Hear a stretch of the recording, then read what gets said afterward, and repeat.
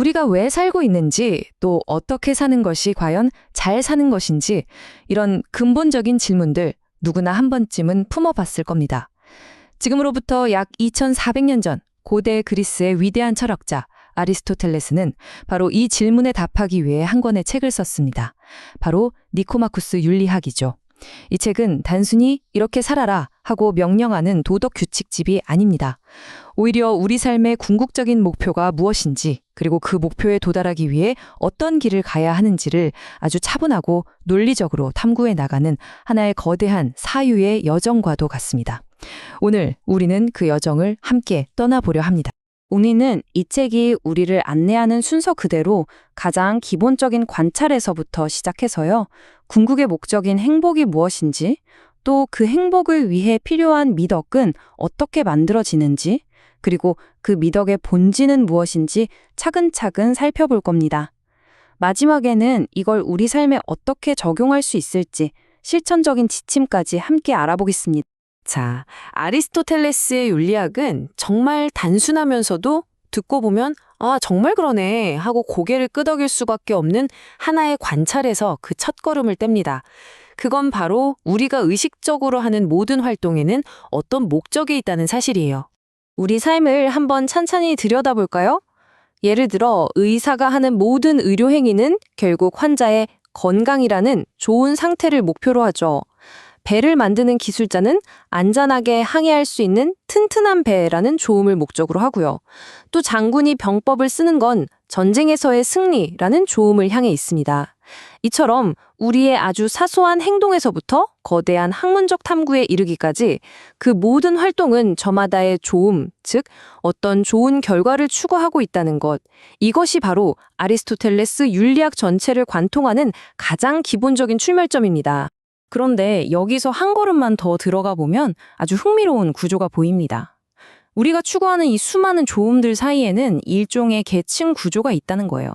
어떤 좋음은 그 자체로 끝나는 게 아니라 더 높은 단계의 좋음을 얻기 위한 수단이 되기도 하거든요. 가령 약을 만드는 기술의 목적은 효과 좋은 약이지만 그 약은 다시 건강이라는 더 높은 목적을 위한 수단이죠. 우리가 열심히 돈을 버는 것도 한번 생각해 볼까요? 돈 자체가 목적이라기보다는 그 돈으로 얻을 수 있는 편안한 삶이나 자유 같은 더 좋은 무언가를 원하기 때문이잖아요. 이렇게 목적과 수단의 사슬을 계속해서 따라 올라가다 보면 언젠가는 더 이상 다른 무언가를 위한 수단이 아닌 오직 그 자체만으로 우리가 원하는 최종 목적지에 다다르지 않을까요? 아리스토텔레스는 바로 그 꼭대기에 있는 궁극의 좋음, 최고선이 무엇인지를 묻고 있습니다. 우리 삶의 궁극적인 목적, 이 최고선이 뭐냐는 질문에 대해서 아마 그 이름에 대해서만큼은 대부분의 사람들이 동의할 거라고 아리스토텔레스는 말합니다. 많이 배운 사람이든 평범한 사람이든 우리 삶의 최종 목표는 바로 행복이라고 말할 테니까요. 우리 모두 잘 사는 것, 잘 해내는 것이 곧 행복한 삶이라고 어렴풋이나마 생각하면서 살아가잖아. 그런데 진짜 문제는 바로 여기서부터 시작됩니다. 모두가 행복이라는 이름에는 동의하는데 정작 그 내용이 뭐냐고 물으면 대답이 제각각이거든요. 어떤 사람은 짜릿한 즐거움이 행복이라고 하고 또 어떤 사람은 다른 사람들에게 인정받는 명예가 행복이라고 하죠. 부를 쌓는 게 행복이라고 믿는 사람도 많고요. 아리스토텔레스는 이런 생각들을 하나하나 꼼꼼하게 따져봅니다. 그는 즐거움은 너무 순간적이고 명예는 다른 사람의 평가에 달려있으니 온전히 내 것이라 할 수 없고 돈은 그 자체로는 목적이 아니라 다른 것을 위한 수단일 뿐이라고 지적하죠. 그리고 행복의 진짜 의미를 알려면 우리 인간을 다른 모든 존재와 구별짓는 인간만의 고유한 기능이 뭔지부터 알아봐야 한다고 이야기합니다. 여기서 기능이라는 말을 조금 딱딱하게 들릴 수도 있는데요. 아리스토텔레스가 말하는 에르곤이라는 단어는 단순히 기계적인 쓸모를 뜻하는 게 아니라 그 존재만이 가진 고유한 활동이나 특징적인 역할에 더 가까운 개념입니다. 한번 생각해 보세요. 어떤 것의 좋음은 그것의 고유한 기능을 잘 해내는 것과 아주 깊이 관련되어 있어요. 예를 들어 좋은 칼이란 칼의 기능인 자르는 일을 아주 잘 해내는 칼이겠죠. 좋은 피리 연주자는 피리 연주자로서의 기능, 즉 피리 연주를 탁월하게 해내는 사람일 거고요. 그렇다면 인간의 좋음, 즉 인간의 행복을 제대로 알려면 우리도 인간만의 고유한 기능이 무엇인지 물어야 합니다. 그냥 숨 쉬고 영양분을 섭취하며 사는 건 식물도 하는 일이고 감각을 느끼고 욕망을 따르는 건 동물과도 공유하는 기능이죠. 오직 인간만이 가진 인간을 가장 인간답게 만드는 활동은 뭘까요? 바로 이성을 가지고 생각하고 그 이성의 원리에 따라 자신의 삶을 이끌어가는 활동입니다. 자, 이걸 바탕으로 드디어 행복에 대한 아리스토텔레스의 정의가 나옵니다. 행복이란 인간의 고유한 기능인 이성적인 활동을 그 기능의 미덕, 즉 탁월함에 따라 가장 훌륭하게 발휘하는 것이라는 거죠. 여기서 미덕이라는 말은 그냥 착하다는 좁은 의미가 아니에요. 어떤 기능이 발휘할 수 있는 최상의 상태, 즉 훌륭함이나 탁월함을 뜻하는 훨씬 넓은 개념입니다. 그러니까 행복은 순간적으로 스쳐 지나가는 즐거운 감정이나 기분이 아니라는 거예요. 잠깐 가졌다가 사라지는 소요물도 아니고요. 행복은 평생에 걸쳐서 자신의 이성적인 능력을 탁월하게 발휘하며 살아가는 능동적인 활동 그 자체입니다. 결국 행복한 삶이란 한 인간으로서 자기 안에 잠재된 가능성을 최고 수준으로 실현하며 살아가는 삶을 의미하는 거죠. 자, 이제 이야기는 자연스럽게 다음 단계로 넘어갑니다. 행복이 인간의 기능을 탁월하게 수행하는 활동이라면 우리에게 가장 중요한 질문은 바로 이것이겠죠. 그 훌륭함, 즉 미덕은 도대체 어떻게 얻을 수 있는 걸까? 우리는 어떻게 해야 용기 있고 절제 있고 정의로운 그런 탁월한 사람이 될 수 있을까요? 아리스토텔레스는 먼저 미덕을 크게 두 종류로 나눠서 설명합니다. 첫 번째는 우리의 이성이 탁월하게 기능하는 상태, 즉 지적 미덕입니다. 철학적 지혜나 실천적 지혜 같은 것들이 여기에 속하죠. 이런 지적인 미덕들은 주로 교육이나 배움을 통해서 생겨나고 자라기 때문에 상당한 경험과 시간이 필요합니다. 두 번째는 우리의 감정과 행동이 이성의 명령을 잘 따르는 상태, 즉 도덕적 미덕입니다. 우리가 흔히 말하는 용기, 절제, 관대함 같은 성품의 훌륭함이 바로 여기에 해당되죠. 그리고 바로 이 도덕적 미덕은 가르침이 아니라 습관의 결과로 만들어진다고 아리스토텔레스는 힘주어 말합니다. 재미있게도 성품이나 도덕을 뜻하는 그리스어 에토스는요, 습관을 뜻하는 에토스라는 단어에서 나왔다고 해요. 언어 자체에 이미 성품과 습관에 깊은 관계가 새겨져 있는 셈이죠. 이 부분은 정말 중요한데요. 아리스토텔레스는 당시 사람들이 흔히 생각하던 것과는 다른 주장을 펼칩니다. 도덕적인 훌륭함은 결코 우리 안에 저절로, 즉 타고나는 것이 아니라는 점입니다. 우리는 태어날 때부터 용감한 사람, 절제 있는 사람으로 정해져서 태어나는 게 아니라는 거죠. 우리의 성품은 유전자로 결정되지 않는다는 뜻입니다. 이 비유를 보면 본성과 습관의 차이가 아주 명확해집니다. 돌의 본성은 아래로 떨어지는 거죠. 우리가 아무리 돌을 위로 던지는 행동을 수만 번 반복한다고 해서 돌이 위로 올라가는 본성을 갖게 만들 수는 없습니다. 이처럼 본성을 거스르는 습관은 만들어질 수 없어요. 하지만 도덕적 미덕은 다릅니다. 우리는 태어날 때부터 완성된 미덕을 가지고 있지는 않지만 미덕을 받아들여서 습관을 통해 완성시킬 수 있는 가능성, 즉 잠재력을 가지고 태어난다는 겁니다. 마치 흙 속의 씨앗이 거대한 나무가 될 가능성을 품고 있는 것처럼요. 그리고 그 가능성이라는 씨앗을 현실에서 꽃피우게 하는 것, 그것이 바로 습관의 힘이라는 거죠. 이 말은 미덕이 머리로 아는 지식이 아니라 몸으로 체득하는 실천이라는 걸 정말 잘 보여줍니다. 아무리 훌륭한 건축 이론책을 다 외웠다고 해도 직접 벽돌을 쌓아보지 않으면 절대 좋은 건축가가 될 수 없잖아요. 마찬가지로 정의란 무엇인가에 대해 막힘없이 토론할 수 있다고 해서 그 사람이 정의로운 건 아니라는 거죠. 실제로 어려운 상황에서 정의로운 행동을 선택하고 그걸 반복해서 실천할 때 비로소 우리 내면의 정의로운 성품이 단단하게 뿌리내리는 겁니다. 결국 우리가 어떤 행동을 반복하느냐가 우리가 어떤 사람이 되는지를 결정하는 거예요. 이 논리의 결론은 우리에게 교육이 얼마나 중요한지를 다시 한번 생각하게 합니다. 한 사람의 성품은 그가 평생에 걸쳐 반복한 행동들이 모여 빚어지는 하나의 조각품과도 같으니까요. 그렇기 때문에 아직 성품이 말랑말랑한 어린 시절에 어떤 종류의 행동을 반복하고 어떤 습관을 몸에 익히는지가 그 사람의 인생 전체를 결정할 만큼 엄청나게, 아니 거의 모든 차이를 만들어낸다고 아리스토텔레스는 강조합니다. 자, 이제 우리는 미덕이 반복적인 행동을 통해 만들어지는 습관의 결과라는 걸 알게 됐습니다. 그렇다면 자연스럽게 다음 질문이 떠오르죠. 좋은 성품, 즉 미덕을 가지려면 대체 어떤 행동을 반복해야 할까요? 용감해지기 위해 용감한 행동을 해야 한다면 그 용감한 행동이란 구체적으로 뭘까요? 이 질문에 답하기 위해 아리스토텔레스는 그의 윤리학에서 가장 유명하고 독창적인 개념, 바로 중용의 원리를 꺼내둡니다. 아리스토텔레스는 눈에 보이지 않는 우리 마음의 원리를 설명하기 위해 우리에게 아주 익숙한 몸의 비유를 즐겨 사용합니다. 건강을 위해 운동은 꼭 필요하지만 자기 체력을 넘어서 지나치게 운동하면 오히려 몸을 해치죠. 반대로 운동을 너무 안 하면 체력이 약해지고요. 음식을 먹는 것도 똑같습니다. 너무 많이 먹는 과식도, 너무 적게 먹는 소식도 모두 건강에 해롭지만 적절한 양의 음식을 먹을 때 건강은 지켜지고 더 좋아집니다. 이 원리가 우리의 도덕적인 성품에도 그대로 적용된다는 겁니다. 두려움이라는 감정을 예로 들어볼까요? 마땅히 두려워해야 할 것까지 포함해서 세상 모든 것을 두려워하고 피하기만 하는 사람은 우리가 비겁하다고 부르죠. 이건 감정의 모자람에 해당하는 나쁜 상태입니다. 반대로 자신의 목숨처럼 마땅히 두려워해야 할 것조차 전혀 두려워하지 않고 무작정 달려드는 사람은 무모하다고 하죠. 이건 감정의 지나침에 해당하는 나쁜 상태고요. 진짜 용기라는 미덕은 바로 이 양극단 사이에서 마땅히 두려워해야 할 것을 마땅한 때에 마땅한 방식으로 두려워하는 그 올바른 중간 상태, 즉 중용에 있다는 겁니다. 여기서 중용이라는 개념을 그냥 기계적인 산술평균으로 오해하면 안 됩니다. 10과 2의 수학적인 중간은 6이지만 아리스토텔레스가 말하는 중용은 그런 절대적인 값이 아니에요. 그는 사물 자체의 중간이 아니라 우리 각자에게 알맞은 상대적인 중간을 이야기합니다. 그가 된 아주 유명한 예가 있는데요. 당시 최고의 레슬링 선수였던 밀론에게 적절한 하루 식사량과 이제 막 운동을 시작한 초보자에게 적절한 식사량이 같을 수는 없겠죠.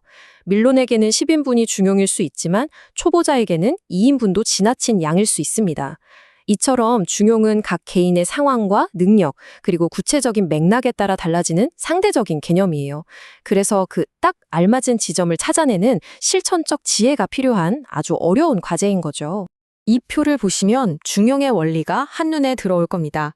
모든 미덕은 두 개의 나쁜 상태, 즉 지나침이라는 악덕과 모자람이라는 악덕, 그 양극단 사이에 자리 잡고 있습니다. 용기는 비겁과 무모 사이에 있고 절제는 모든 쾌락을 거부하는 무감각과 모든 쾌락에 빠져드는 방종 사이에 있죠.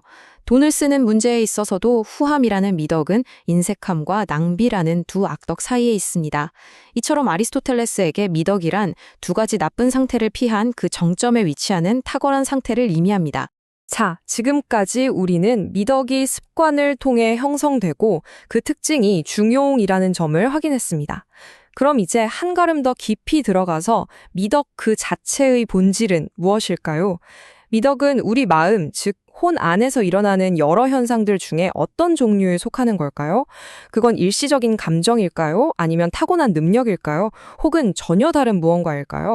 아리스토텔레스는 이 질문에 답하기 위해 아주 논리적인 분석을 시작합니다. 그는 먼저 우리 마음속에서 일어나는 일들을 크게 세 가지로 구분해요. 첫째는 욕망, 분노, 두려움처럼 즐거움이나 고통이 따르는 일시적인 마음 상태인 감정입니다. 둘째는 우리가 이런 감정들을 느낄 수 있도록 해주는 타고난 능력이고요. 셋째는 우리가 그런 감정들에 대해 좋게 혹은 나쁘게, 즉 올바르게 혹은 그르게 대처하게 만드는 몸에 밴 내적인 상태인 성품입니다. 미덕은 이 셋 중 하나일 수밖에 없겠죠? 이제 아리스토텔레스는 하나씩 지워나가면서 정답을 찾아갑니다. 먼저 미덕은 감정일 수가 없습니다. 왜냐하면 우리가 그냥 화를 느낀다거나 두려움을 느낀다는 사실 자체만으로 칭찬이나 비난을 받지는 않으니까요. 우리는 어떻게 화를 내는지에 따라 평가받죠. 즉, 감정 그 자체는 도덕적인 평가의 대상이 아닙니다. 그럼 미덕은 능력일까요? 이것도 아닙니다.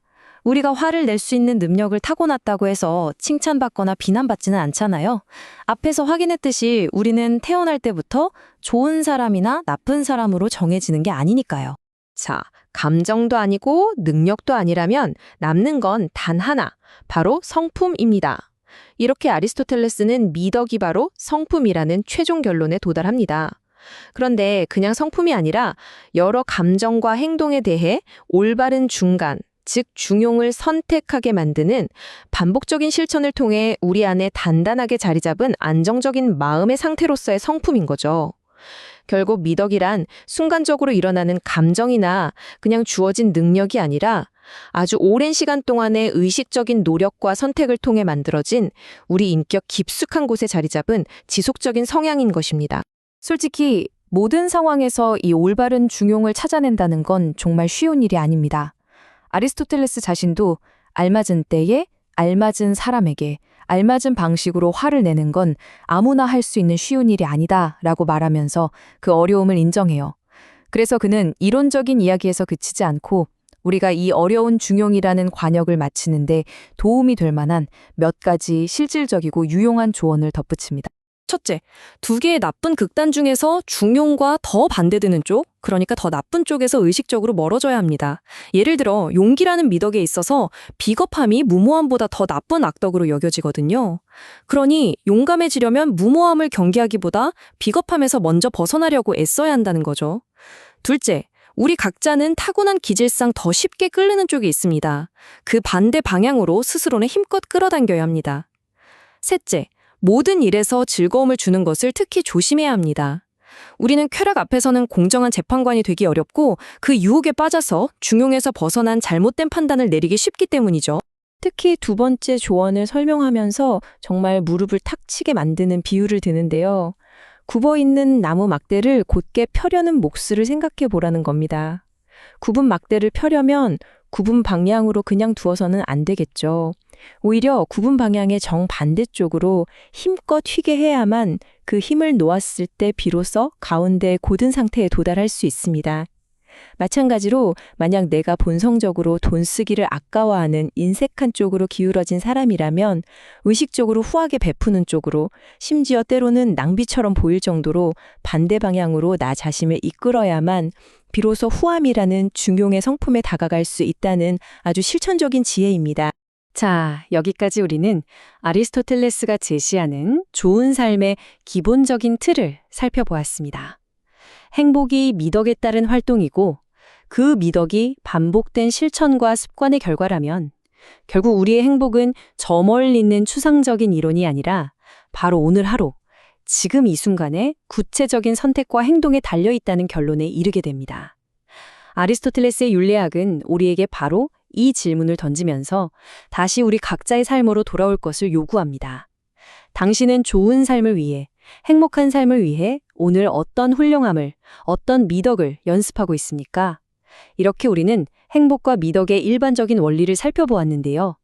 이어지는 탐구에서는 각각의 구체적인 미덕들이 어떻게 중용으로 나타나는지 더 깊이 있게 들여다보도록 하겠습니다. 아리스토텔레스의 니코마코스 윤리학, 그 두 번째 책의 세계로 함께 들어가 보겠습니다. 여기서 아리스토텔레스는 도덕적인 탁월함, 즉 미덕의 본질이 과연 무엇인지 아주 깊이 탐구하기 시작합니다. 이번 시간에는 아리스토텔레스가 펼쳐 보이는 그 논리의 흐름을 차근차근 따라가 볼 텐데요. 먼저 미덕이라는 건 대체 어디서 오는 걸까? 그 뿌리를 찾아가면서 습관이 얼마나 중요한지를 살펴볼 거고요. 이어서 그의 윤리학에서 가장 핵심이라고 할 수 있는 중용이란 무엇인지 그 개념을 알아볼 겁니다. 그리고 미덕이라는 게 사실은 순간적인 감정이나 타고난 능력이 아니라 우리 안에 깊이 자리 잡은 성품이라는 것을 이해하게 될 거예요. 그런 다음에는 구체적으로 어떤 미덕들이 있는지 마치 지도를 보듯이 하나하나 짚어보고 마지막으로 이 모든 걸 바탕으로 우리가 현실에서 어떻게 그 중용이라는 목표에 다가갈 수 있을지 그 실천적인 방법에 대해 이야기하면서 마무리하겠습니다. 자, 그럼 첫 번째 이야기, 미덕의 기원부터 시작해볼까요? 아리스토텔레스는 미덕이 그냥 하늘에서 뚝 떨어지는 게 아니라 우리의 끊임없는 노력을 통해 만들어지는 것이라는 통찰로 논의의 문을 엽니다. 아리스토텔레스는 아주 근본적인 질문부터 던집니다.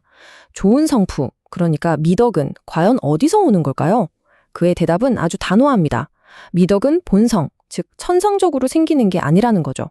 우리는 태어날 때부터 용감하거나 절제할 줄 알거나 정의로운 존재로 태어나는 게 아니라는 겁니다. 우리의 성품은 오히려 평생에 걸쳐 집을 짓는 것과 같아요. 한번 생각해 보세요. 본성적으로 주어진 건 습관으로 바꿀 수로 없죠. 예를 들어서 돌멩이의 본성은 아래로 떨어지는 거잖아요. 우리가 그 돌을 수만 번 위로 던지는 습관을 들인다고 해서 돌이 어느 날 갑자기 위로 올라가는 본성을 갖게 되진 않죠. 하지만 미덕은 좀 다릅니다. 우리는 선한 사람이 될 수 있는 가능성을 본성적으로 가지고 태어나요. 그리고 그 가능성을 현실로 꽃피우게 하는 것, 그 잠재력을 완성시키는 힘이 바로 습관이라는 겁니다. 바로 이 지점에서 그는 인간이 가질 수 있는 탁월함, 즉 미덕을 두 종류로 딱 나눠서 설명합니다. 하나는 지적인 미덕이에요.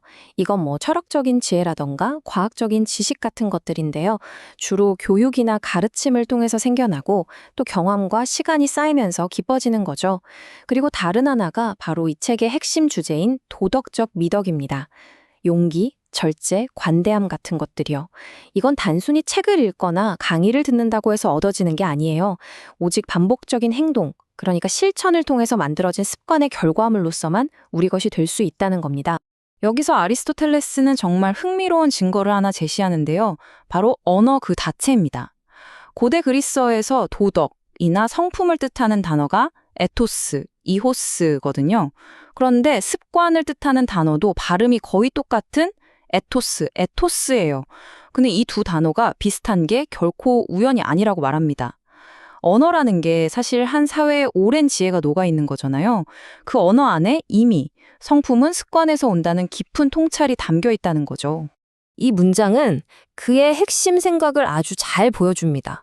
우리는 무언가를 하는 법을 배우려면 그걸 실제로 해봐야만 한다는 거죠.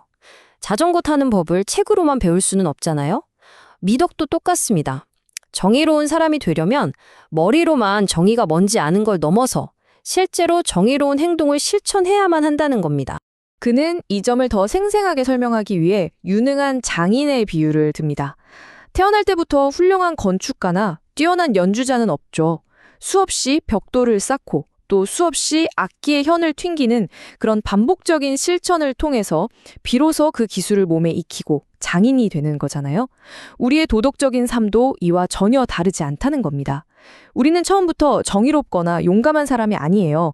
어려운 상황에서도 옳은 일을 선택하고 두려움 앞에서도 마땅히 해야 할 일을 해내는 그런 행동들을 반복하고 또 반복하면서 마침내 그런 성품을 가진 사람으로 조금씩 되어가는 거죠. 바로 여기서 아주 결정적으로 중요한 통찰이 나옵니다. 미덕을 만들어내는 그 실천이라는 행위가 어떻게 하느냐에 따라 오히려 미덕을 망가뜨릴 수도 있다는 약간 역설적인 이야기죠.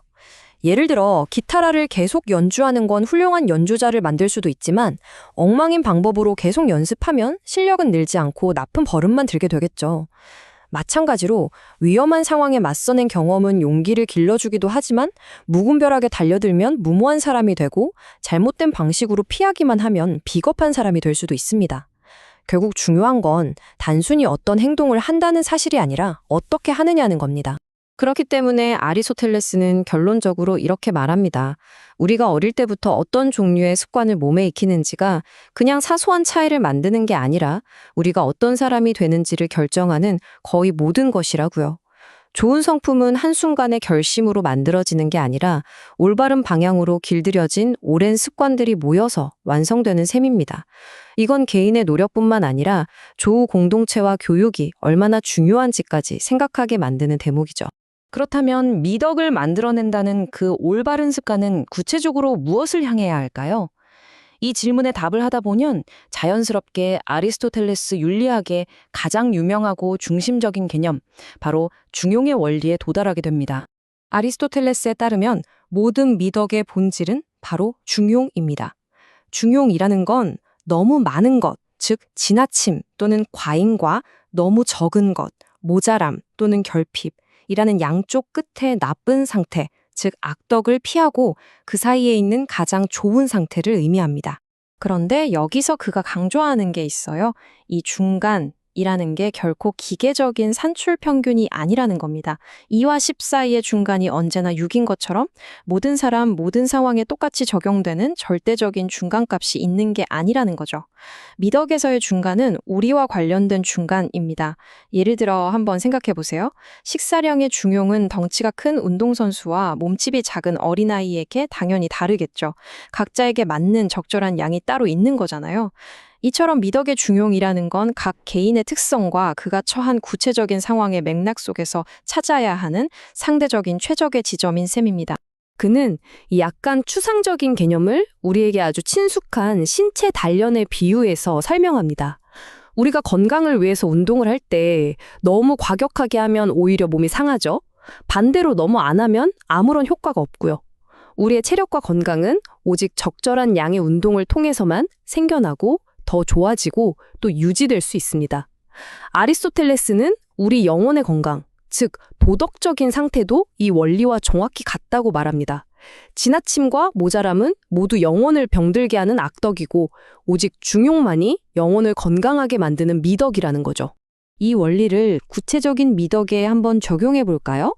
예를 들어 용기라는 미덕은 두려움이라는 감정과 관련된 중용입니다. 마땅히 두려워해야 할 상황에서 두려움을 전혀 느끼지 못하거나 무시하는 사람은 지나침이라는 악덕에 빠져서 무모한 사람이 됩니다. 반대로 아주 사소한 것에도 너무 큰 두려움을 느끼고 모든 걸 피하려고만 하는 사람은 모자람이라는 악덕에 빠져서 비겁한 사람이 되죠. 진정한 용기란 이 둘 사이, 즉 마땅히 두려워할 것은 두려워하되 그것에 완전히 압도당하지 않고 이성적으로 판단해서 맞서는 바로 그 중용의 상태인 것입니다. 그렇다면 우리 자신이 이 중용의 상태에 도달했는지는 어떻게 알 수 있을까요? 아리스토텔레스는 여기서 아주 중요한 판단 기준을 하나 제시합니다. 바로 우리의 감정적인 반응을 살펴보라는 거예요.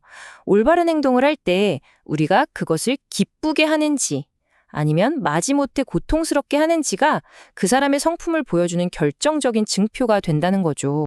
예를 들어 진정으로 절제 있는 사람은 눈앞의 즐거움을 억지로 참아내면서 속으로 갈등하고 고통스러워하는 사람이 아니라는 겁니다. 물론 그런 사람도 즐거움에 넘어가 버린 사람보다는 낫겠지만 아직 미덕을 온전히 갖추었다고 보기는 어렵습니다. 진정으로 절제 있는 사람은 적절한 즐거움을 누리고 과도한 즐거움을 피하는 그 행동 자체를 아주 자연스럽게 여기고 거기서 평온함과 기쁨을 느끼는 사람입니다. 이처럼 올바른 행동과 올바른 감정이 아름답게 조화를 이룰 때 비로소 우리는 그 미덕을 완전히 내 것으로 만들었다고 말할 수 있는 겁니다. 자, 지금까지 미덕이 습관을 통해 만들어지고 중용을 향하며 즐거움이나 고통 같은 감정과 아주 깊이 관련되어 있다는 걸 살펴봤는데요. 그렇다면 우리 영혼 안에서 미덕은 정확히 어떤 모습으로 존재하는 걸까요? 아리스토텔레스는 미덕이 무엇이 아닌지를 하나씩 지워나가는 방식으로 그 정체를 밝혀나갑니다. 아리스토텔레스는 우리 영혼 안에서 일어나는 일들을 크게 세 가지 종류로 나눠봅니다. 첫째는 감정이에요. 분노나 두려움, 기쁨처럼 일시적으로 일어나는 마음의 움직임이죠. 둘째는 능력입니다. 그런 감정들을 느낄 수 있는 우리의 잠재적인 힘 같은 거고요. 셋째는 성품입니다. 그런 감정들에 대해서 우리가 잘 대처하거나 잘못 대처하는 비교적 안정되고 일관된 태도나 경향성을 말합니다. 미덕은 이 셋 중 하나일 거라고 생각하는 거죠. 그는 먼저 감정과 능력은 미덕이 될 수 없다고 말합니다. 생각해보면 간단해요. 우리가 누군가가 그냥 화를 느꼈다는 이유만으로 그를 나쁜 사람이라고 부르지는 않죠. 마찬가지로 화를 낼 수 있는 능력을 가졌다고 해서 그 사람을 칭찬하거나 비난하지도 않습니다. 이런 것들은 우리 의지와 상관없이 자연스럽게 일어나는 현상이니까요. 우리가 칭찬하고 비난하는 대상은 그 감정에 어떻게 반응하고 행동하는가, 즉 우리의 의식적인 선택과 관련된 부분입니다. 따라서 미덕은 감정 그 자체도 아니고 감정을 느끼는 능력도 아니라는 결론이 나옵니다. 자, 그럼 남은 선택지는 단 하나. 성품이죠. 미덕은 바로 성품의 한 종류입니다. 아리스토텔레스는 이걸 더 정확하게 정의하는데요. 미덕이란 어떤 상황에서든 감정과 행동의 지나침과 모자람을 피하고 이성적인 원리에 따라서 우리에게 가장 알맞은 중간, 즉 중용을 선택하도록 이끌어주는 안정되고 확고하게 자리 잡은 마음의 상태라는 겁니다. 이 지점에서 아리스토텔레스는 진정으로 미덕 있는 행위가 되기 위한 3가지 엄격한 조건을 제시합니다. 이건 정말 중요한 부분인데요. 첫째, 그 행동을 하는 사람은 자기가 하는 행동이 옳다는 것을 알고 있어야 합니다. 우연히 혹은 뭔지도 모르고 한 착한 일은 진정한 미덕이 아니라는 거죠. 둘째, 그 행동을 다른 어떤 보상을 받거나 처벌을 피하기 위해서가 아니라 그 행동 자체가 옳고 가치 있기 때문에 스스로 선택해서 해야 합니다. 마지막 셋째, 그 행동이 어쩌다 한번 충동적으로 튀어나온 게 아니라 오랜 습관을 통해 형성된 확고하고 일관된 성품에서 우러나와야 합니다. 이 3가지 조건이 모두 갖춰질 때 비로소 그 행위는 진짜 미덕 있는 행위라고 불릴 수 있는 겁니다. 아리스토텔레스는 중용의 원리를 설명한 뒤에 아주 중요한 예외 조항을 하나 덧붙입니다. 모든 감정이나 모든 행동에 중용이 있는 건 아니라는 점이에요. 예를 들어서 악의, 파렴치함, 시기심 같은 감정이나 간통, 절도, 살인 같은 행동들은 그 이름 자체에 이미 나쁘다는 의미가 들어있죠. 이런 것들에는 적절한 살인이라던가 중용을 지키는 절도 같은 건 존재할 수가 없습니다. 이건 어떻게 하든 언제 하든 항상 잘못된 것이고 따라서 중용의 대상이 될 수 없는 절대적인 악이라는 겁니다. 자, 그럼 지금까지 이야기한 중용으로서의 미덕들이 구체적으로 어떤 것들이 있는지 아리스토텔레스가 제시하는 도덕적인 삶의 지도를 함께 펼쳐보도록 하겠습니다. 이 표는 아리스토텔레스가 우리 도덕의 지형을 얼마나 체계적으로 분석했는지를 한눈에 보여주죠. 그는 다양한 감정과 행동의 영역들을 제시하고 각각의 영역에서 미덕이 어떤 모습으로 나타나는지를 보여줍니다. 미덕은 언제나 양극단의 악덕이라는 두 계곡 사이에 우뚝 솟은 산 정상과 같아요. 두려움의 영역에서는 용기가, 쾌락의 영역에서는 절제가, 돈을 쓰는 문제에서는 후함이, 분노라는 감정에서는 온화함이 바로 그 중용의 지점, 즉 미덕인 셈입니다. 그는 이 3가지 상태, 그러니까 모자람이라는 악덕, 지나침이라는 악덕, 그리고 그 중간에 있는 미덕이 모두 서로에게 대립하는 관계에 있다고 설명합니다. 예를 들면 인색한 사람은 후한 사람을 보고 낭비한다고 비난하고 반대로 낭비하는 사람은 후한 사람을 보고 인색하다고 비난하죠. 중간에 있는 사람은 양쪽 극단 모두에게서 공격을 받는 셈입니다. 그런데 이 대립 관계가 언제나 완벽하게 대칭적인 것은 아니에요. 어떤 경우에는 한쪽 극단이 다른 쪽 극단보다 미덕에서 훨씬 더 멀리 떨어져 있고 더 심한 악덕으로 여겨지기도 합니다. 이런 비대칭이 나타나는 데에는 2가지 이유가 있다고 그는 설명합니다. 첫 번째 이유는 대상 자체의 속성 때문이에요. 어떤 악덕은 미덕과 그래도 조금은 닮은 구석이 있는데 다른 악덕은 전혀 그렇지 않은 경우가 있죠. 예를 들어 무모함은 적어도 위험에 맞선다는 점에서는 용기와 좀 비슷해 보이지만 비겁함은 용기와 어떤 공통점도 찾기 어렵습니다. 그래서 우리는 비겁함을 용기와 더 반대되는 악덕으로 여기는 경향이 있죠. 2번째 이유는 우리 자신의 본성적인 경향성 때문입니다. 우리는 본성적으로 고통은 피하고 즐거움을 좇도록 만들어져 있잖아요. 그래서 절제라는 미덕을 지키려고 할 때 즐거움을 전혀 느끼지 못하는 무감각함보다는 쾌락에 빠져드는 무절제의 유혹에 빠지기가 훨씬 쉽습니다. 그렇기 때문에 우리에게는 무절제가 더 큰 위험이자 더 반대되는 악덕으로 느껴지는 것입니다. 이 모든 이야기를 듣다 보면 와, 중용을 찾는다는 게 정말 섬세하고 어려운 일이구나 하는 생각이 드실 겁니다. 아리스토텔레스 역시 그걸 인정해요. 그렇다면 우리는 이 어려운 길 위에서 실제로 어떻게 중용을 찾아낼 수 있을까요? 그는 마지막으로 몇 가지 실천적인 지침, 일종의 항해술 같은 것을 우리에게 알려줍니다. 그는 먼저 좋은 사람이 되는 것이 결코 쉬운 일이 아니라는 사실을 솔직하게 인정합니다. 모든 상황에서 올바른 중간 지점을 찾아내는 것은 마치 기하학자가 원의 정확한 중심을 찾는 것처럼 상당한 지식과 훈련 그리고 경험을 필요로 하기 때문이죠.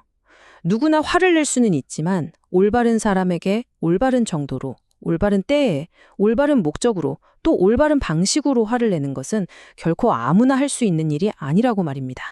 그는 중용을 겨냥하기 위한 3가지 실용적인 규칙을 제시합니다. 첫째, 회피하기입니다.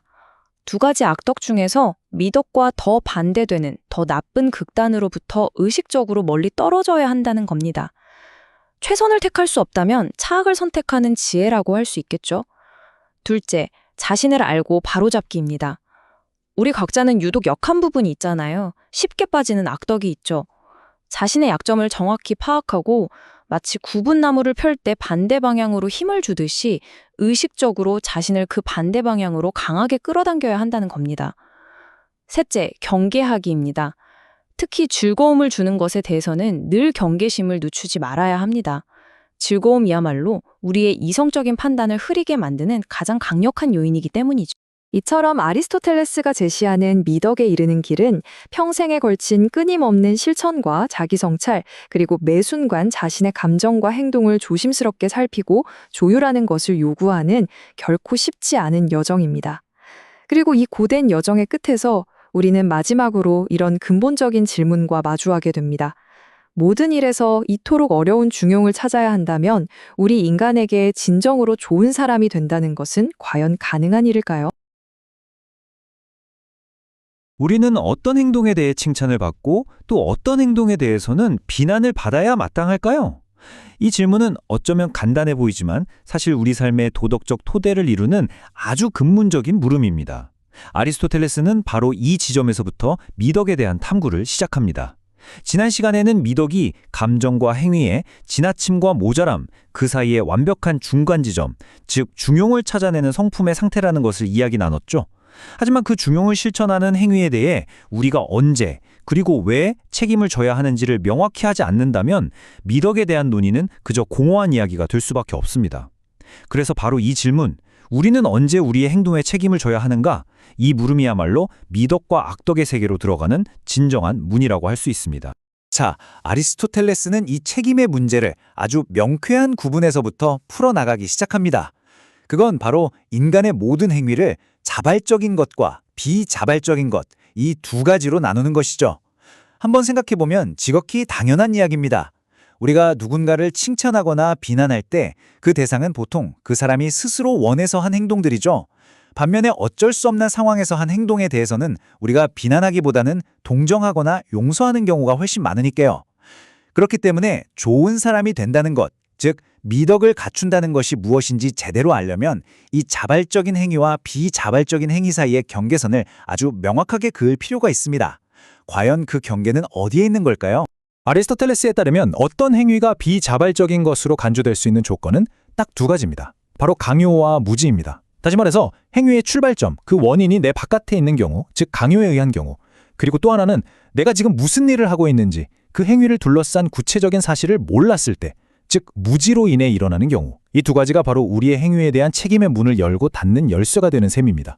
그럼 지금부터 이 강요와 무지가 정확히 무엇을 의미하는지 하나씩 차분하게 들여다보겠습니다. 먼저 강요에 대해 이야기해보죠. 가장 순수하고 명백한 의미의 강요는 바로 이런 경우입니다. 한번 상상해보세요.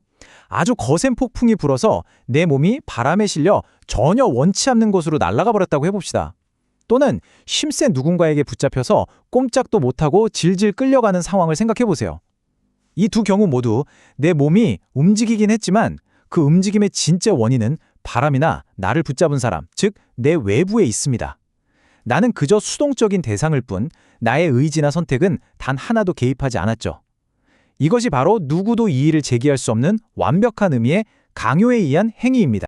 하지만 현실의 문제는 이렇게 흑백으로 나뉘는 경우보다 훨씬 더 복잡하고 미묘할 때가 많습니다. 바로 이 질문처럼 말이죠. 예를 들어 어떤 폭군이 내 가족을 인질로 잡고 나에게 아주 수치스러운 행동을 하라고 명령한다면 어떨까요? 그 명령에 따르지 않으면 사랑하는 가족이 죽게 됩니다. 또 다른 예로 거친 폭풍우가 몰아치는 바다 위에서 배가 침몰하기 직전입니다. 배를 가볍게 해서 살아남기 위해 내가 아끼는 소중한 화물들을 모두 바다에 던져버려야 한다면요. 이런 행동들은 과연 강요당한 걸까요? 아니면 내가 스스로 선택한 걸까요? 분명 외부로부터 엄청난 압박이 있었지만 그 극한의 상황에서 결국 행동하기로 결정한 것은 나 자신인 것 같기도 합니다. 참 흥미로운 딜레마죠.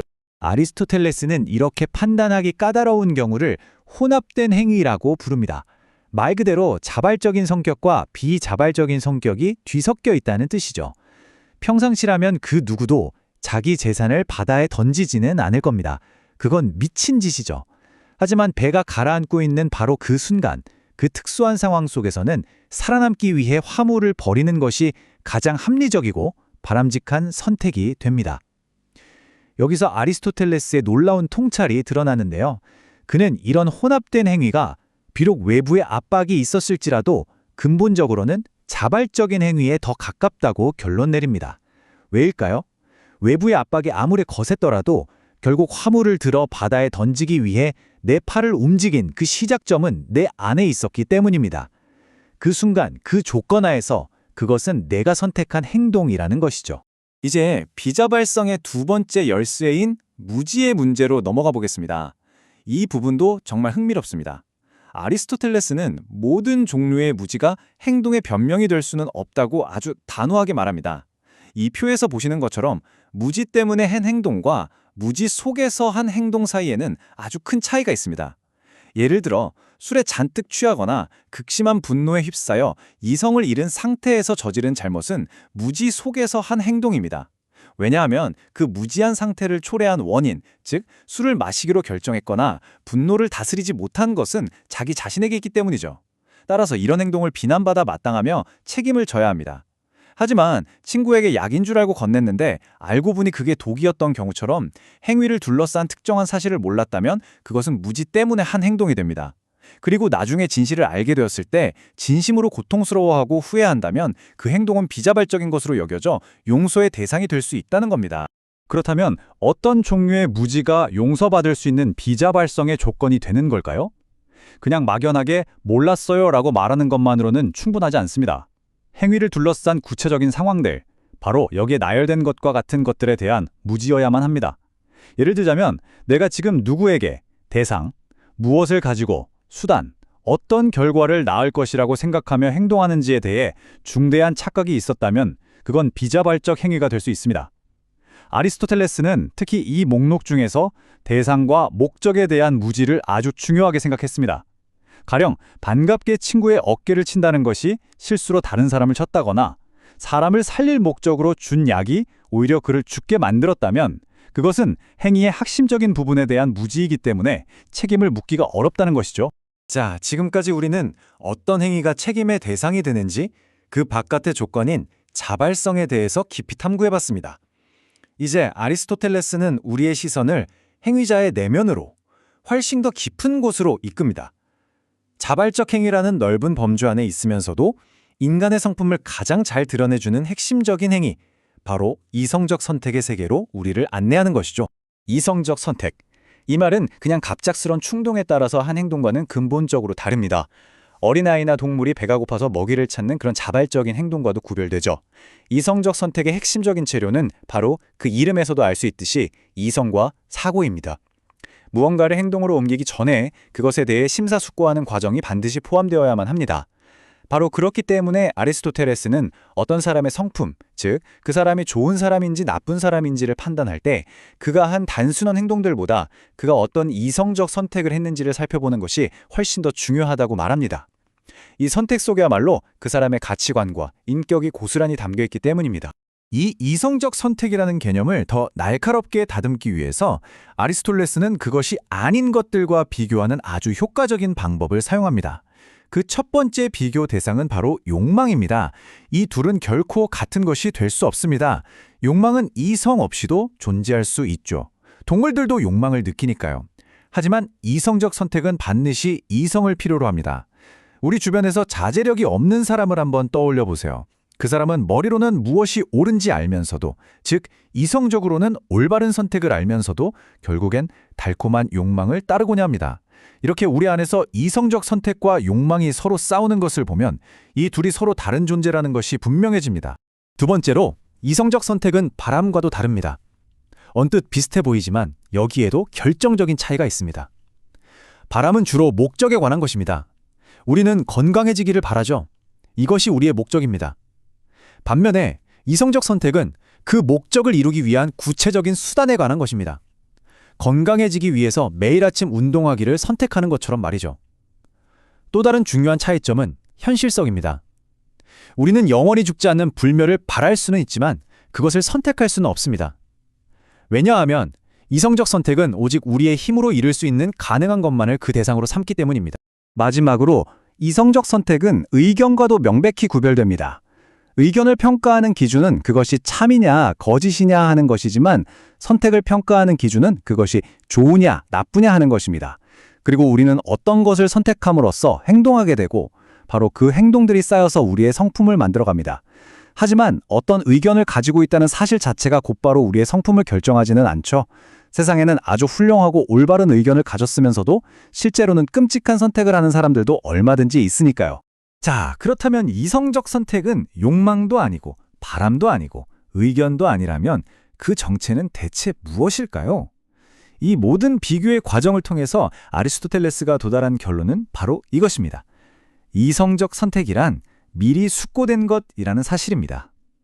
행동하기에 앞서서 깊이 생각하고 여러 가능성을 따져보는 과정, 즉 숙고라는 정신활동이 바로 이성적 선택의 심장과도 같은 핵심이라는 뜻입니다. 그렇다면 우리는 무엇에 대해 그리고 어떤 방식으로 숙고를 하는 걸까요?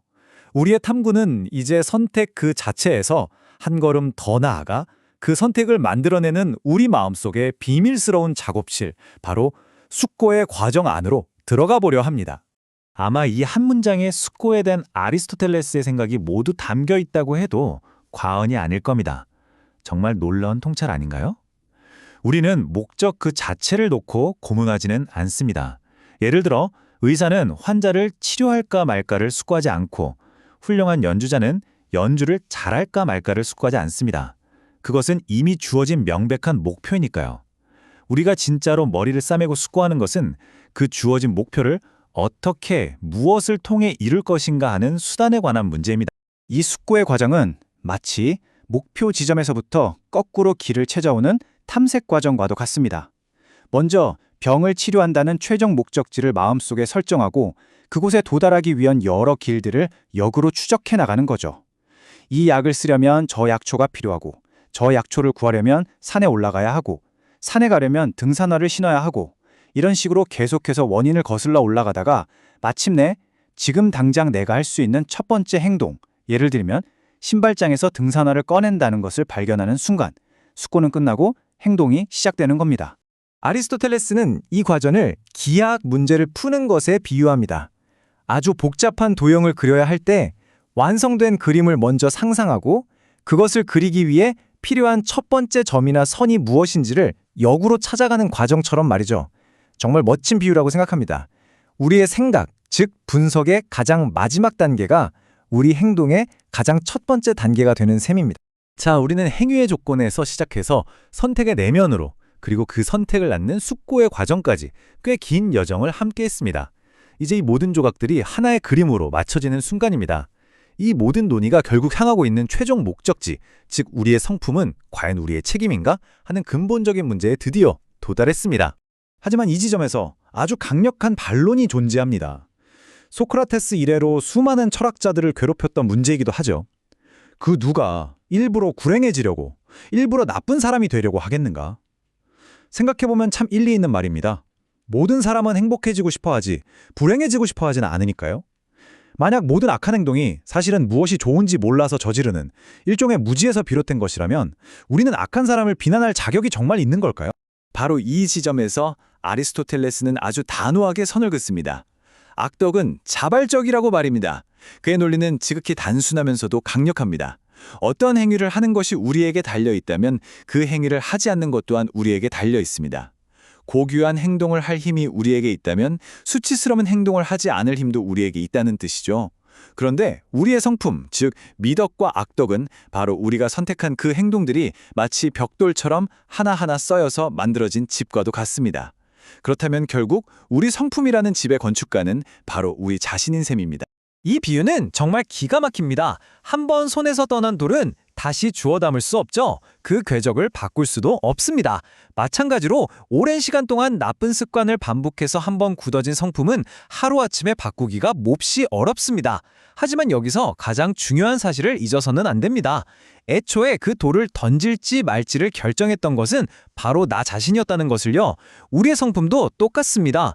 무절제한 성품이 되기까지 우리가 했던 수많은 무절제한 선택들, 그 하나하나는 분명 자발적인 것이었습니다. 그렇기 때문에 우리는 현재 우리의 성품에 대해 온전히 책임을 져야만 합니다. 지금까지 책임과 선택, 그리고 성품에 대한 이론적인 탐구를 마쳤으니 이제 아리스토텔레스는 이 이론을 실제 개별적인 미덕들에 적용해서 보여주기 시작합니다. 그가 가장 먼저 분속의 무대 위로 올리는 미덕은 바로 용기입니다. 용기란 과연 무엇일까요? 아리스토텔레스에게 모든 미덕은 중용, 즉 완벽한 균형입니다.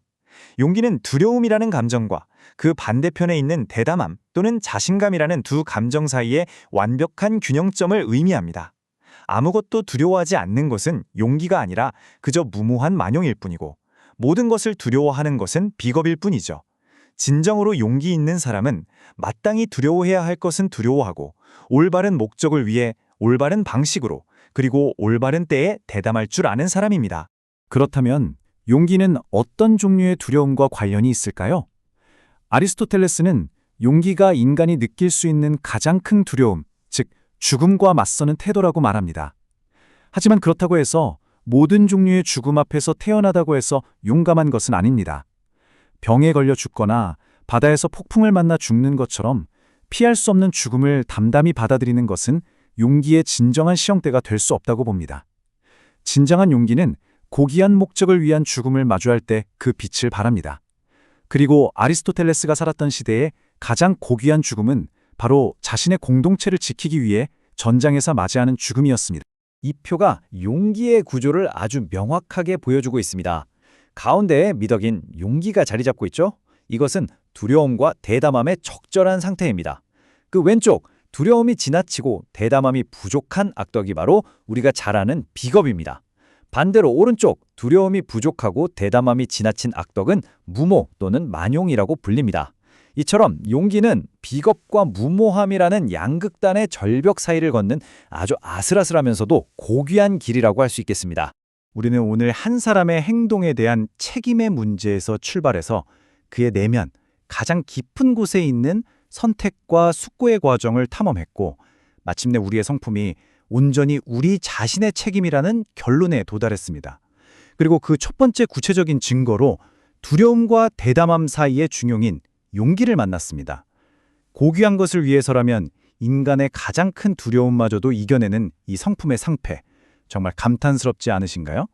그렇다면 즐거움과 고통, 돈과 명예, 분노와 같은 우리의 또 다른 수많은 감정들 속에서 발견되는 중용, 즉 다른 미덕들은 과연 어떤 모습을 하고 있을까요?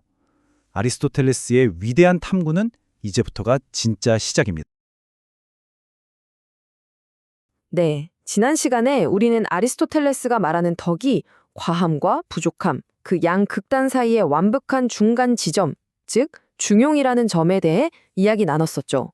그런데 덕이 이런 단순한 개념이 아니라 우리의 반복된 행동, 다시 말해 습관을 통해 만들어지는 성품의 상태라면 여기서 아주 근본적인 질문 하나가 떠오릅니다.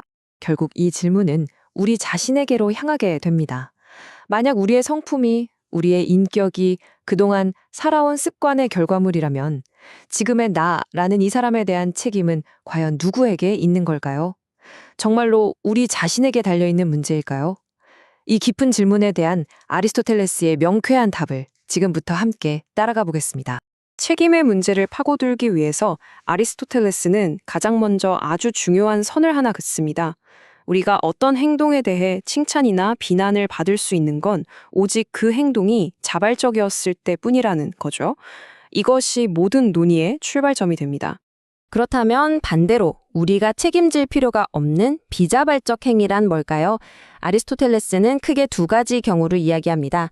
하나는 외부의 힘에 의한 강제 때문에 일어난 일이고 다른 하나는 어떤 특정한 상황을 몰랐던 무지에서 비롯된 행동입니다. 이 두 가지 유형을 조금 더 자세히 들여다볼까요? 먼저 강제에 의한 행위는 말 그대로 그 원인이 완전히 바깥에 있는 경우입니다. 행위자 자신은 아무런 역할을 하지 않죠. 마치 배가 거센 바람에 밀려 항로를 벗어나는 것처럼요. 반면에 무지에서 비롯된 행위는 행위자가 자신의 행동에 대한 어떤 결정적인 사실을 전혀 인지하지 못한 상태에서 일어나는 경우를 말합니다.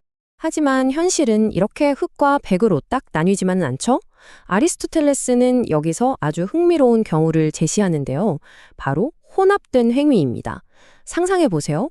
거친 폭풍우 속에서 배를 구하기 위해 귀중한 화물을 바다에 던져버리는 선원이 있습니다.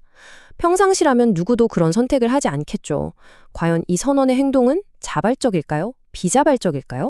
아리스토텔레스의 결론은 자발적인 것에 더 가깝다는 겁니다. 왜 그럴까요? 물론 폭풍우라는 외부 상황의 압박이 있었죠.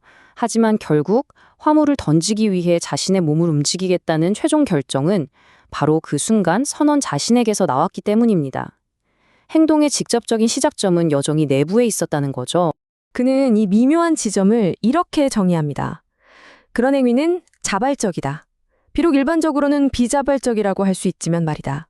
왜냐하면 아무도 그 자차만 놓고 보면 그런 행위를 선택하지는 않을 것이기 때문이다. 즉, 그 행동 자체는 누구도 원하지 않지만 그 특정한 상황 안에서는 분명히 선택된 행위라는 것이죠. 아리스토텔레스는 무지라는 개념 역시 아주 날카롭게 구분합니다. 예를 들어 도둑질이 나쁘다는 걸 몰랐어요 라고 말하는 건 변명이 될 수 없다는 거죠. 이건 보편적인 도덕 원칙에 대한 무지이고 아리스토텔레스는 이걸 그냥 나쁜 성품의 증거라고 봅니다. 반면에 행위가 진정으로 비자발적이 되는 무지는 제가 건넨 이 음료에 독이 들어있는 줄은 꿈에도 몰랐어요 처럼 그 상황의 결정적인 세부 사실을 몰랐을 때뿐입니다. 더 나아가서 행동 이후의 반응도 중요하게 봅니다. 만약 당신이 무지 때문에 어떤 행동을 하고 나서 나중에 그 일로 고통스러워하고 후회한다면 그 행동은 비자발적인 것이었습니다. 하지만 아무런 후회도 느끼지 않는다면 당신의 행동은 그냥 비자발적으로 한 것이 아닌 행동일 뿐이라는 겁니다. 미묘하지만 정말 중요한 차이죠. 자, 지금까지 우리는 행동의 자발성이라는 넓은 범주에 대해 다루었습니다. 이제 아리스토텔레스는 여기서 한 걸음 더 깊이 들어갑니다. 덕을 이해하는 데 가장 핵심적인 개념, 바로 합리적 선택에 대해서 말이죠. 모든 합리적 선택은 당연히 자발적 행위입니다. 하지만 모든 자발적 행위가 합리적 선택을 포함하는 건 아니에요. 예를 들어 어린아이나 동물들도 자발적으로 행동하죠. 하지만 그들이 심사숙고해서 합리적인 선택을 한다고 말하지는 않습니다. 자발적이라는 개념이 훨씬 더 넓은 거죠. 합리적 선택이 무엇인지 제대로 알기 위해서 아리스토텔레스는 먼저 그것이 아닌 것들을 하나씩 짚어냅니다. 배고픔이나 분노 같은 본능적인 욕망은 이성적인 과정이 아니므로 제외됩니다. 불멸처럼 이룰 수 없는 것을 그저 바라는 소망도 선택이 될 수는 없죠. 마지막으로 단순히 어떤 사실이 옳고 그름을 따지는 의견과도 다릅니다. 합리적 선택은 좋고 나쁨을 판단해서 행동으로 이어지는 것이기 때문입니다. 이렇게 주변의 개념들을 하나씩 걷어내고 나니 마침내 그 핵심 정의에 도달합니다. 합리적 선택이란 첫째, 우리 힘으로 할 수 있는 것들에 대한 것이고 둘째, 이성적인 숙고의 과정을 거친 결과물이라는 겁니다. 즉, 신중한 생각 끝에 내리는 의지, 그것이 바로 합리적 선택인 셈이죠. 이것은 자연스럽게 탐구의 다음 단계로 우리를 이끌어갑니다. 바로 그 숙고라는 과정 그 자체의 본질이죠. 우리가 어떤 선택을 내리기 전에 우리 머릿속에서는 실제로 무엇에 대해 생각하는 걸까요? 우리는 영원불변의 진리나 해가 뜨는 것처럼 필연적인 일에 대해서 고민하지 않습니다. 대신 우리가 직접 영향을 미칠 수 있고 그 결과가 달라질 수 있는 현실적인 문제들에 대해서만 숙고하죠. 예를 들면 오늘 저녁으로 무엇을 먹을까? 또는 이 프로젝트를 어떻게 하면 성공시킬 수 있을까? 같은 것들입니다. 여기서 아리스토텔레스는 아주 결정적인 점을 지적합니다. 우리는 우리의 목표 자체에 대해서는 숙고하지 않는다는 것입니다. 의사는 환자를 치료한다는 목표를 당연한 전제로 받아들입니다. 그의 숙고는 그것을 어떻게 달성할 것인가, 그 수단과 방법에 대한 것이죠. 그는 이 숙고의 과정을 마치 거꾸로 푸는 수학 문제에 비유합니다. 먼저 건강해지겠다는 최종 목표를 설정합니다. 그 다음 어떻게? 라는 질문을 던지며 수단을 찾죠. 운동을 통해서 어떤 운동? 달리기. 달리려면 뭐가 필요하지? 신발을 신어야지. 이렇게 계속 거슬러 올라가다 보면 지금 당장 내가 할 수 있는 첫 번째 행동이 나옵니다. 바로 그 분석의 마지막 단계가 행동의 첫 번째 단계가 되는 것이죠. 그리고 그것이 바로 당신의 합리적 선택이 되는 겁니다. 지금까지 우리는 목표를 이루기 위한 수단을 고민하는 과정, 즉 숙고에 대해 알아봤습니다. 그렇다면 그 목표, 즉 목적 자체는 어디서 오는 걸까요? 아리스토텔레스는 이것이 바로 우리의 바람의 대상이라고 말합니다. 여기서 우리는 아주 오래된 철학적 질문과 마주하게 됩니다. 우리가 궁극적으로 바라는 것은 객관적으로 진짜 좋은 것일까요? 아니면 그저 그 순간 나에게 좋아 보이는 것, 예를 들면 달콤한 케이크 같은 그런 것일까요? 아리스토텔레스는 여기서 아주 탁월한 해법을 제시합니다. 진정으로 덕 있는 사람에게는 좋아 보이는 것이 곧 실제로 좋은 것이라는 겁니다.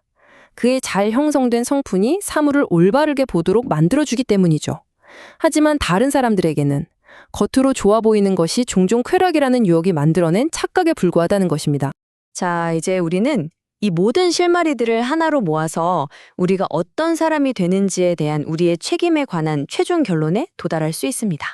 그 논리는 아주 명쾌합니다. 우리의 개별 행동들이 자발적이라면, 그리고 그 행동들이 차곡차곡 쌓여서 우리의 성품이 된다면 결론은 하나입니다. 우리의 성품, 즉 덕과 악덕 그 자체도 결국 자발적인 선택의 결과물이라는 것이죠. 좋은 사람이 될지 나쁜 사람이 될지는 결국 우리 손에 달려있다는 뜻입니다. 아리스토텔레스는 이 점에 대해서 아주 단호합니다. 불의한 행동을 반복하면서 이것이 자신을 불의한 사람으로 만들 거라는 사실을 모른다고 주장하는 것은 그저 이치에 맞지 않는 말일 뿐이라는 거죠. 마지막으로 아리스토텔레스는 우리의 성품과 행동 사이의 관계에 대해 아주 중요한 점을 짚어주면서 이 논의를 마무리합니다. 우리가 일단 나쁜 사람이 되면 과연 다시 되돌릴 수 있는 걸까요? 건강하지 못한 생활 습관 때문에 병에 걸린 사람이 의지만으로 즉시 건강해질 수 없듯이 나쁜 습관을 통해 나쁜 성품을 형성한 사람도 즉시 좋은 사람이 될 수는 없습니다. 비록 자발적인 선택들에 의해 만들어졌을지라도 그들의 성품 성캐는 이제 단단하게 굳어졌기 때문입니다. 그리고 바로 이 지점이 모든 것을 관통하는 핵심입니다. 우리는 눈앞의 개별적인 행동은 처음부터 끝까지 통제할 수 있습니다. 하지만 우리의 성품이라는 거대한 결과물은 오직 그 시작점만을 통제할 수 있을 뿐입니다. 마치 병이 그렇듯 그 발전 과정은 서서히 눈에 띄지 않게 진행되죠. 하지만 중요한 것은 그 과정을 시작하게 한 최초의 행동들을 우리가 선택했기 때문에 그 최종 결과물인 지금의 내 모습은 온전히 우리 자신의 책임이라는 사실입니다. 결국 아리스토텔레스가 우리에게 던지는 메시지는 이것입니다. 우리의 덕과 악덕은 운명이나 우연이 아니라 수많은 우리들의 선택들이 쌓여 만들어진 기념비와도 같다는 것이죠. 그렇다면 이 질문을 스스로에게 던져보면서 오늘 이야기를 마무리할까 합니다. 오늘 당신이 내리는 그 작은 선택 하나가 내일의 당신을 만드는 길을 정하고 있다면 어떨까요? 아리스토텔레스의 니코마코스 윤리학은 윤리학의 역사에서 가장 중요한 책 중 하나로 꼽히죠. 이 책은 단순히 선과 악에 대한 복잡한 이론을 이야기하는 데서 그치지 않습니다. 그보다는 어떻게 하면 우리가 덕을 갖추고 또 행복한 삶을 살 수 있을까 하는 아주 근본적인 질문에 대해 구체적이고 실천적인 길을 보여주는 안내서와도 같습니다. 오늘 이 위대한 고전을 통해서 좋은 삶의 기술이란 무엇인지 함께 깊이 탐구해 보겠습니다. 우리 모두 행복을 원하잖아요. 그쵸? 하지만 좋은 사람이 되는 것, 다시 말해서 덕을 갖춘 훌륭한 인격을 만들어 나가는 것은 과연 어떻게 해야 가능할까요? 아리스토텔레스는 바로 이 질문에 대해 추상적인 이론에서부터 시작해서 덕 있는 성품을 만들어가는 구체적인 단계로 우리를 차근차근 이끌어줍니다. 아리스토텔레스가 논의를 시작하는 지점은 아주 명확하고 간단합니다. 도덕적인 탁월함, 즉 우리가 미덕이라고 부르는 것은요, 우리가 태어날 때부터 그냥 가지고 있는 게 아니라는 겁니다. 그것은 마치 하나의 기술과 같아서 우리가 부단히 연습하고 만들어가야만 하는 그 무엇이라는 거죠. 정말 흥미로운 점은 아리스토텔레스가 이 사실에 대한 증거를 언어 그 자체에서 찾아낸다는 겁니다. 고대 그리스어에서 도덕 또는 성품을 의미하는 단어가 에토스, 이도스인데요. 습관을 의미하는 에토스, 에토스라는 단어에서 철자만 살짝 바꿔서 만들어졌습니다. 단어 자체가 성품은 습관이 만든다는 사실을 보여주는 강력한 증거인 셈이죠. 여기서 그는 아주 중요한 구분을 하는데요. 바로 본성적인 것과 습관으로 형성되는 것의 차이입니다. 예를 들어서 돌은 본성상 아래로 떨어지잖아요. 우리가 아무리 여러 번 위로 던져서 습관을 들이려고 애써도 돌이 위로 올라가게 만들 수는 없죠. 본성은 바꿀 수 없으니까요. 하지만 미덕은 다릅니다. 미덕은 우리 본성 안에 원래부터 있지도 않고 또 본성을 거스르지도 않아요. 자연은 우리에게 미덕을 받아들일 수 있는 잠재력, 일종의 씨앗을 주고요. 우리는 바로 습관이라는 행위를 통해 그 잠재력을 완성시키는 겁니다. 시력을 한번 생각해 보세요. 우리는 볼 수 있는 능력, 즉 잠재력을 가지고 태어나서 그것을 사용하죠. 하지만 미덕은 순서가 그 반대입니다. 먼저 정의로운 행동을 반복해서 해야만 비로소 정의로운 사람이 될 수 있다는 거죠. 습관이 우리의 잠재력을 완성시키는 겁니다. 이 비유는 미덕이라는 게 어떤 추상적인 개념이 아니라 마치 하나의 기술과 같다는 점을 아주 명확하게 보여줍니다. 비슷한 활동을 계속 반복함으로써 생겨나는 구체적인 성품의 상태라는 거죠. 건축가가 그냥 저절로 태어나는 게 아니듯 정의로운 사람도 저절로 태어나지는 않습니다. 그래서 핵심은 바로 이겁니다. 우리가 어떤 종류의 사람이 되는가는 전적으로 우리가 하는 행동의 질, 그리고 아주 어릴 때부터 길러온 습관에 달려있다는 것. 이것은 그냥 사소한 차이가 아니라 그야말로 그 사람의 모든 것을 만들어내는 결정적인 요소라고 할 수 있습니다. 자, 이제 아리스토텔레스의 가장 유명한 개념으로 들어가 보겠습니다. 바로 미덕이란 두 가지 나쁜 것, 즉 악덕 사이의 황금 중간, 다시 말해 중용을 찾는 데 있다는 생각입니다. 아리스토텔레스는 도덕적인 삶을 향해 하는 데 필요한 하나의 정신적인 모델을 우리에게 제공합니다. 미덕이란 바로 우리 각자와 관련해서 완벽한 균형점을 찾는 것이라고 정의하죠. 여기서 중요한 점은 이 중간이라는 게 단순히 수학적인 평균, 그러니까 1과 100 사이의 50 같은 게 아니라는 겁니다. 그는 이 개념을 설명하기 위해서 신체 건강을 비유로 드는데요. 우리가 운동을 너무 많이 하거나 혹은 너무 적게 하면 체력이 손상되잖아요. 음식을 너무 많이 먹거나 적게 먹어도 건강을 해치고요. 하지만 딱 적절한 양은 건강을 증진시키고 또 유지시켜줍니다. 미덕도 이와 똑같다는 겁니다. 이 표를 보면 그 패턴이 아주 잘 보이는데요. 예를 들어서 두려움과 대담함이라는 감정을 한번 살펴볼까요? 너무 두려워하면 비겁함이라는 악덕이 되고요. 반대로 무모할 정도로 대담하면 만용이라는 악덕이 되죠. 그 완벽한 중간 지점이 바로 용기라는 미덕입니다. 돈 문제는 어떨까요? 너무 안 쓰는 인색함과 너무 헤프게 쓰는 낭비, 그 사이에 후함이라는 미덕이 있죠. 분노도 마찬가지입니다. 화를 내야 할 때 내지 못하는 것과 사소한 일에 폭발하는 것, 그 사이에 균형 잡힌 상태가 바로 온화함이라는 미덕입니다. 이처럼 대부분의 감정과 행위에서 미덕은 중간에 있고 그 양쪽 극단은 악덕이 되는 것입니다. 이 인용구는 중용을 실천하는 게 얼마나 어려운지를 잘 보여줍니다.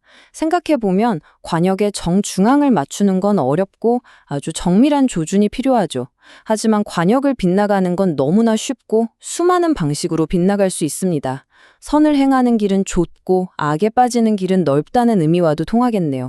하지만 아리스토텔레스는 이 중용의 모델이 모든 것에 적용되지는 않는다고 분명하게 선을 긋습니다. 살인, 절도, 간통과 같은 행위들은 그 이름 자체에 이미 나쁜 것이 포함되어 있다는 거죠. 이런 행위들에는 상황에 따라서 적절한 중간 같은 게 있을 수 없습니다. 그 자체로 항상 잘못된 것이기 때문입니다. 만약 미덕이 관역의 중앙을 맞추는 것이라면 그 화살을 쏘는 우리에게는 책임이 따르겠죠. 우리의 조준에 대한 책임은 누구에게 있을까요?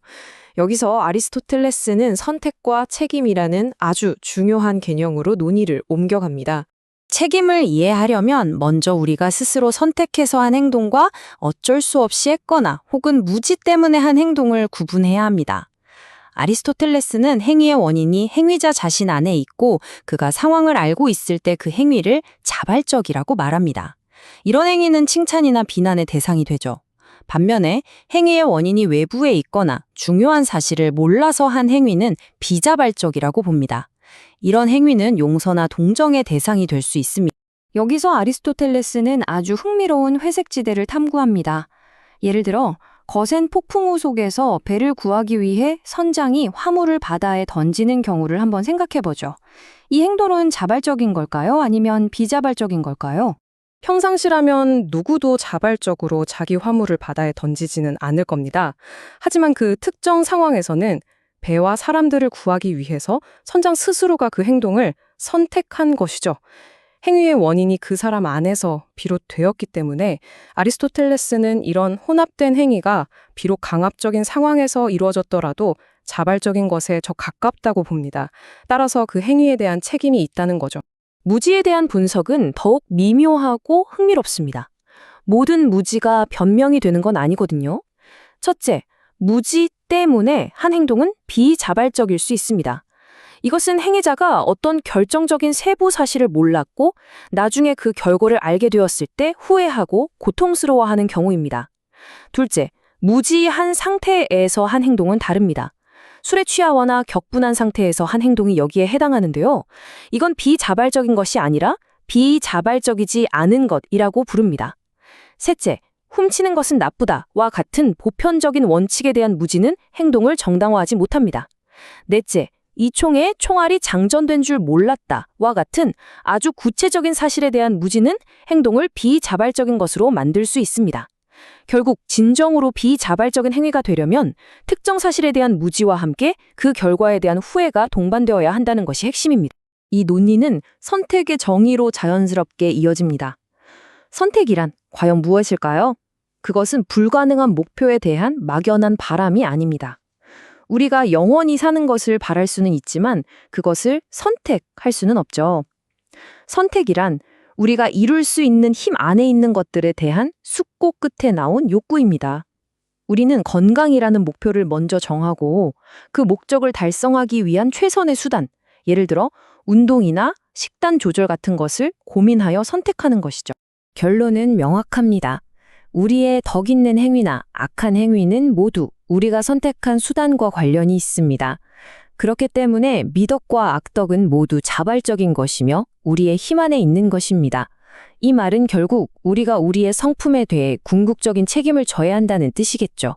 자, 그렇다면 지금까지 살펴본 습관, 중용, 선택이라는 개념들이 어떻게 하나로 합쳐지는지 아리스토텔레스가 분석한 구체적인 미덕, 바로 용기를 통해서 한번 확인해 보겠습니다.